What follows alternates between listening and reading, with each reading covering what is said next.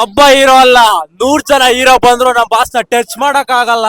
ಜೈ D boss, ಜೈ D boss, ಜೈ D boss. ನೋಡಿ ಎಲ್ಲರೂ PAN India movie ಅದು ಇದು ಅಂತೀರಾ, ಕರ್ನಾಟಕದಲ್ಲಿ ಎಲ್ರು ಕನ್ನಡದವರು ಬಂದು ಫಸ್ಟ್ ಮೂವಿ ನೋಡಿ ಆಮೇಲೆ ಡಿ ಬಾಸ್ ಬಗ್ಗೆ ಮಾತಾಡಿ. ಜೈ ಡಿ ಬಾಸ್.